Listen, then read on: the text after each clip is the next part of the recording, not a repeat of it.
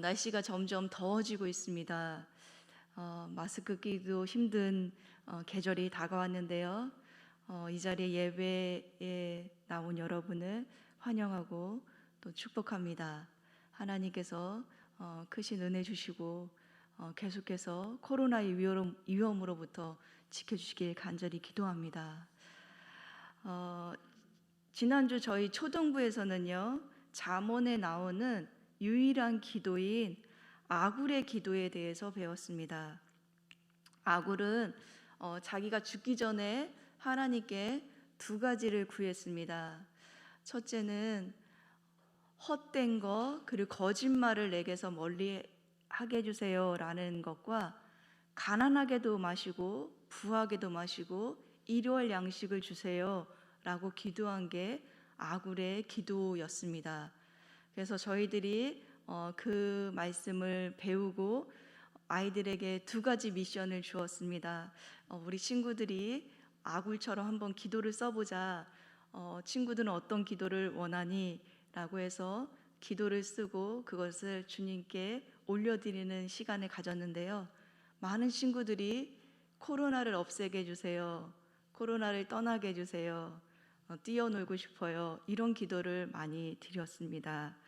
그런데 그 중에 이제 초등학교 1학년 친구가 이런 기도 제목을 써냈습니다.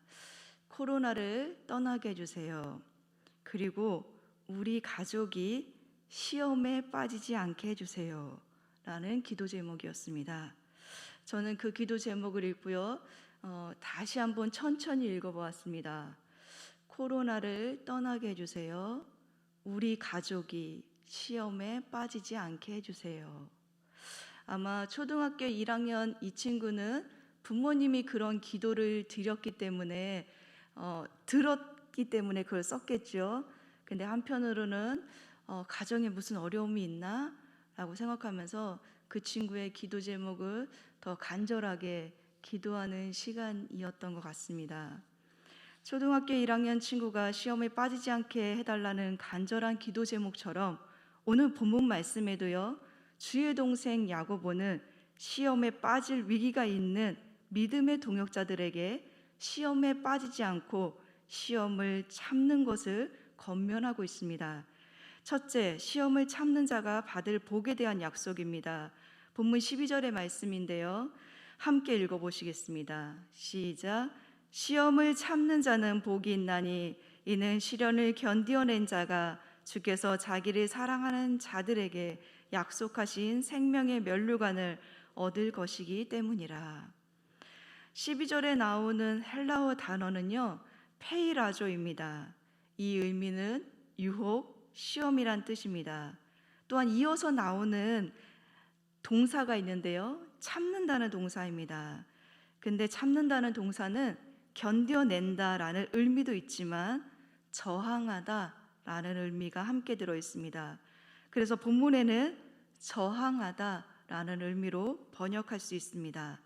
그래서 이것을 제가 다시 한번 번역해서 읽어드리면 이렇게 됩니다. 유혹을 저항하는 자는 복되다. 왜냐하면 그가 인정을 받으면 주께서 자기를 사랑하는 자에게 약속된 생명의 면류관을 받을 것이기 때문이다.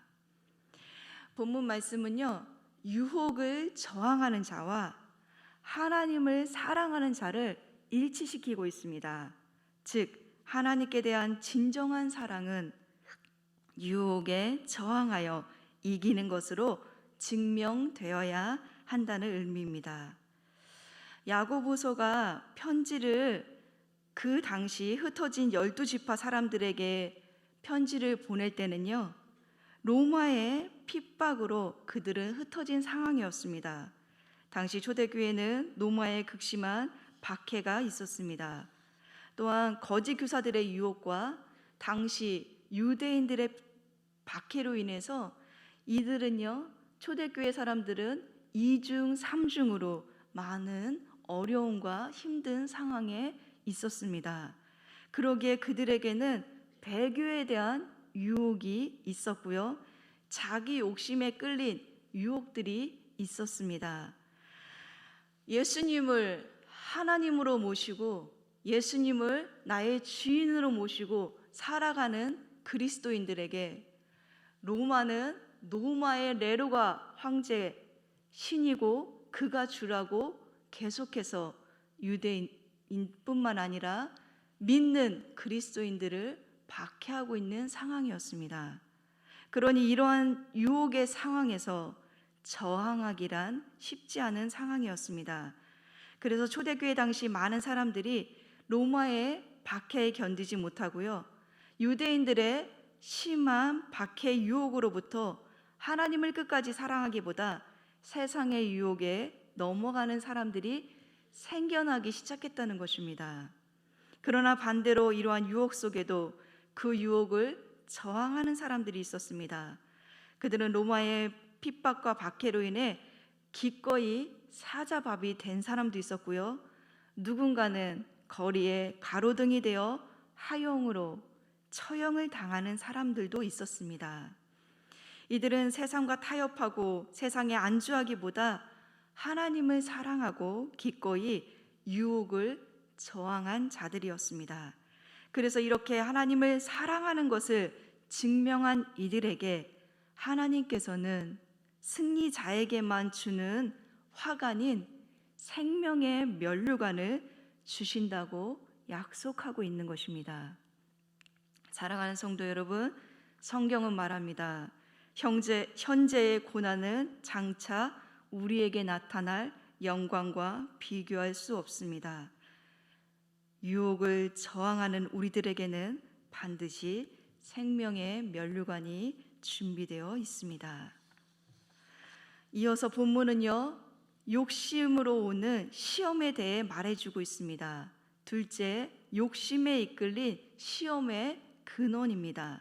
13절의 말씀입니다.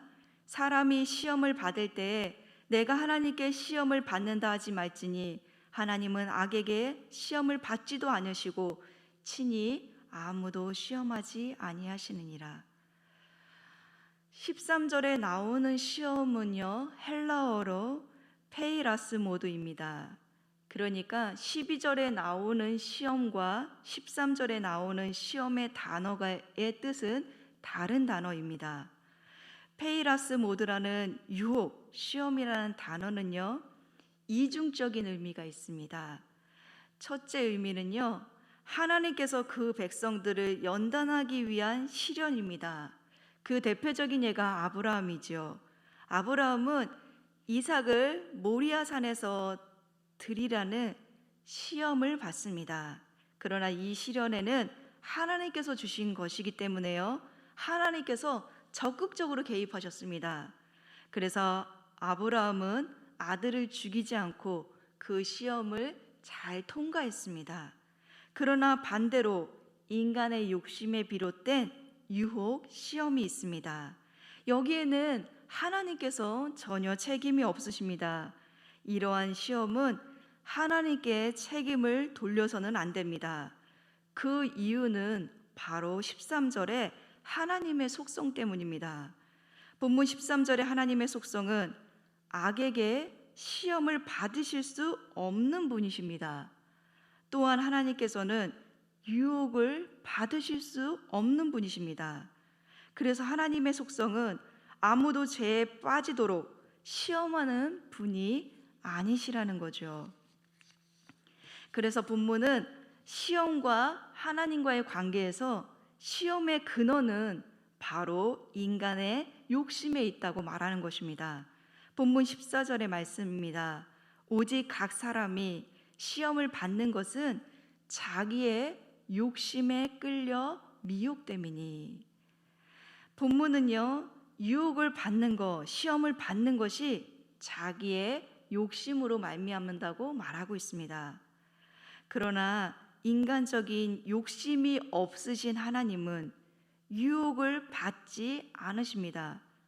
그러니 당연히 하나님의 속성에는 시험이라는 게 없는 거죠.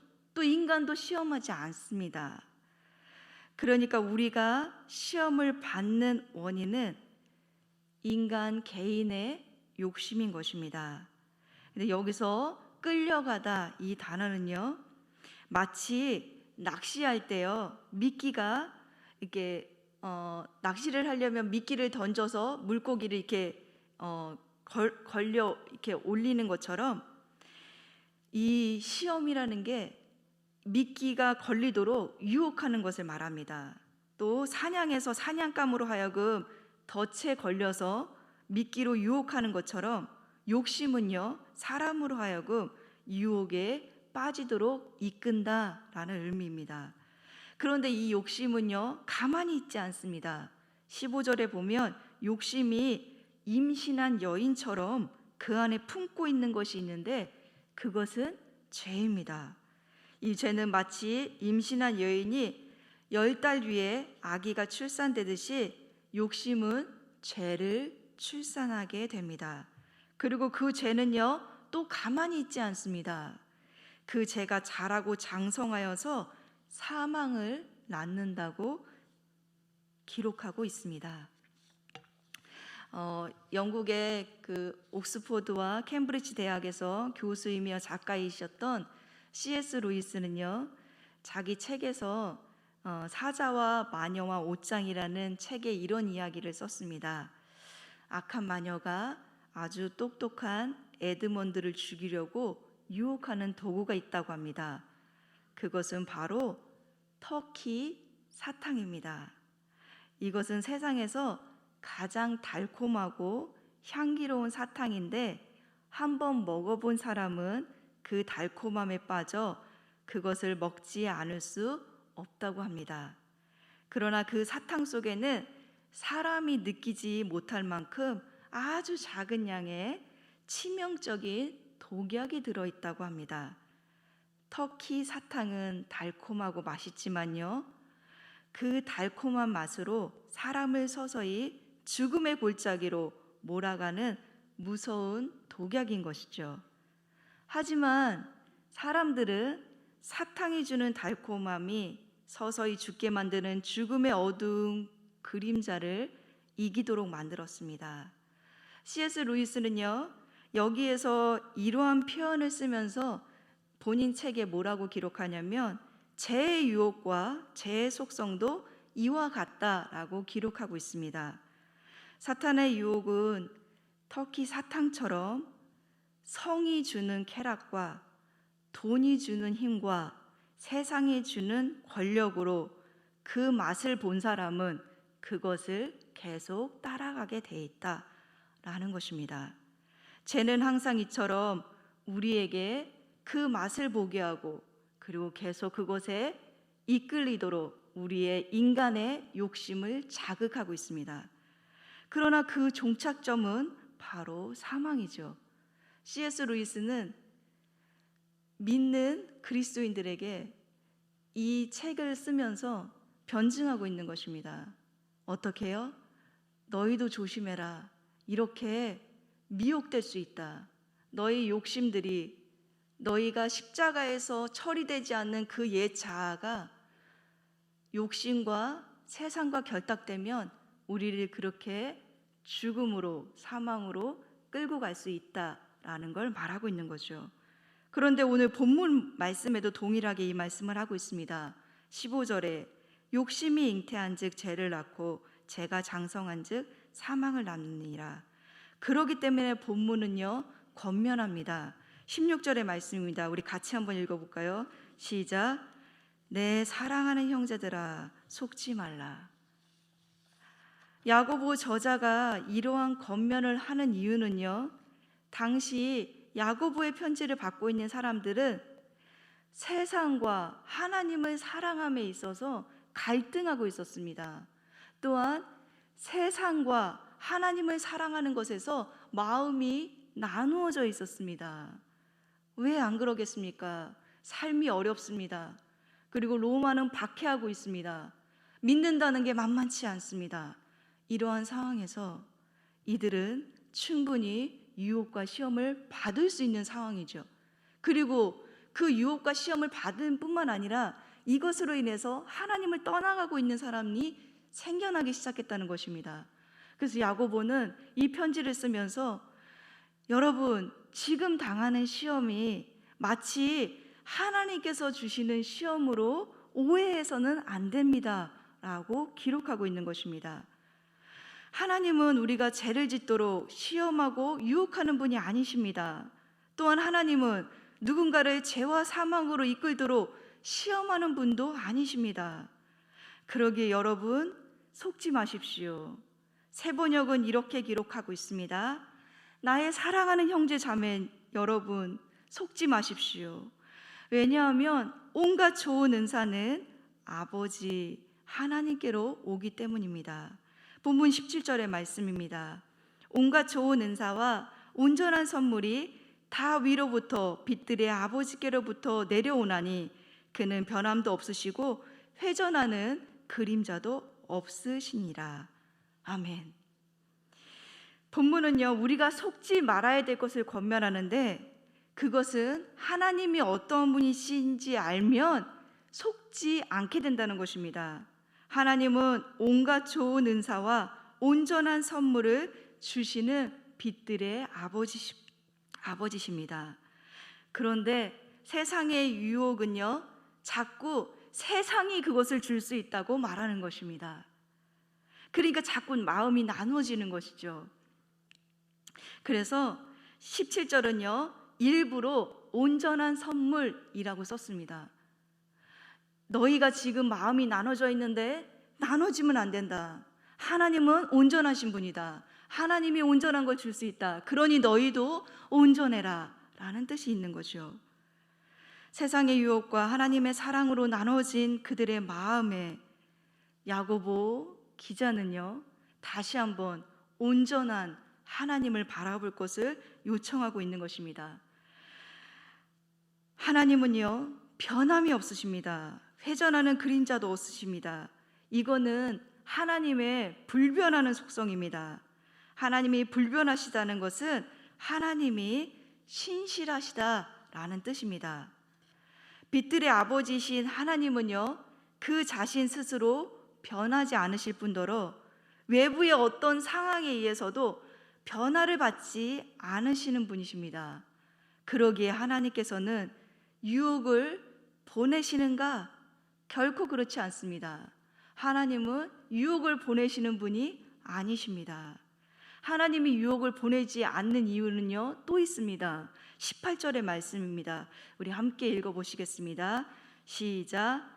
그가 그 피조물 중에 우리로 한 첫 열매가 되게 하시려고 자기의 뜻을 따라 진리의 말씀으로 우리를 낳으셨느니라. 아멘. 하나님이 우리를 시험에 들게 하고 사망으로 이끄는 그 유혹에 빠지도록 하지 않는 이유는 하나님의 속성 때문입니다. 17절은. 근데 18절은 진리의 말씀으로 그분이 우리를 낳았기 때문이라고 말씀하고 있습니다. 진리의 말씀은요, 천지를 창조하신 하나님의 말씀 혹은 구약에 주어진 하나님 말씀을 지칭할 수도 있습니다. 그러나 본문에서의 진리의 말씀은 우리를 낳았다는 것과 연결되어 있습니다. 그래서 여기서 낳았다는 동사는요, 출생의 사건을 말합니다. 즉 하나님의 진리의 말씀으로 우리를 낳으셨다는 것은 진리이신 예수님으로 인해 예수님께서 이루어 놓으신 십자가와 부활을 통해서 우리를 구속하시고 새 창조하시고 새롭게 낳으셨음을 의미하는 것입니다. 그래서 본문은요, 이 그리스도인들의 새 탄생을 진리의 말씀으로 낳았고 거듭났다라고 말하고 있는 거죠. 그래서 지금 야고보 편지를 받는 사람들이 세상으로부터 박해를 받고 힘든 상황에 있습니다. 그런데 너희는 지금 진리의 말씀으로 낳았다. 그럼 너는 누구의 백성이니? 하나님의 백성입니다. 그러니 로마의 박해와 로마의 황제를 주로 섬기지 말고 진리의 말씀으로 우리에게 영적인 생명을 주신 그 하나님의 법을 따르고 그 하나님께 온전히 나아가라는 권면이 여기에 포함되고 있는 것입니다. 여러분 15절의 말씀을 보십시오. 15절의 유혹은요, 영적인 죽음을 낳았습니다. 근데 17절의 말씀을 보십시오. 진리의 말씀은 영적인 생명을 낳습니다. 그러기에 진리의 말씀은 영적인 생명을 출산하게 만드는 복음입니다. 복음은요, 우리를 통하여 새로운 탄생, 거듭남을 이루게 됩니다. 하나님의 복음의 말씀이 영적인 새 탄생, 즉 구원에 이르게 했습니다. 그러기에 결론적으로 하나님은요, 성도들을 유혹하여 악에게 빠지게 하시는 분이 아니라 그들을 그 모든 악의 세력에서 구속해내기를 기뻐하는 분이십니다. 18절은 이것이 하나님의 뜻이라고 말하고 있습니다. 사랑하는 성도 여러분, 우리도 세상 만만치 않습니다. 세상에서 유혹과 믿음을 지키는 거 만만치 않습니다. 그런데 우리가 하나님의 백성이고 하나님께서 우리를 낳아서 하나님의 자녀된 정체성을 잃어버리면 우리는 세상의 유혹에 끌려가게 되어 있습니다. 야고보 사도가 말하는 것이 지금 한국교회의 위기를 맞는 우리들에게 권면하는 내용이 아니겠습니까? 여러분, 세상과 하나님 사랑에서 마음이 나눠져서 여전히 예수 믿고 복 받고 더 잘 되기를 원하는 그것을 구하는 것이 아니라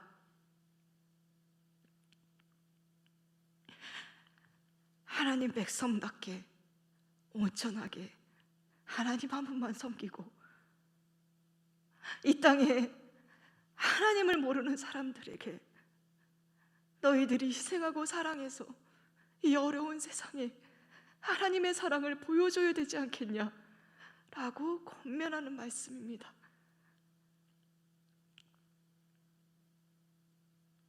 우리는 진리의 말씀으로 생명을 얻었습니다. 우리에겐 복음이 있습니다. 그렇기 때문에 이 땅이 다가 아닙니다. 하나님 나라가 있습니다. 영원한 생명, 생명의 면류관이 있습니다. 근데 우리는 여기서 우리에게 주어진 유혹에 저항하고 끝까지 믿음을 지켜야 합니다. 끝까지 유혹에 저항하고, 그래서 세상이 주는 돈과 세상이 주는 쾌락을 따라가는 것이 아니라 힘들더라도 믿음의 자리, 하나님을 신실하게 사랑했던 그 첫사랑을 회복하고 다시 복음으로 돌아가는 저와 여러분 되시길 간절히 축원합니다.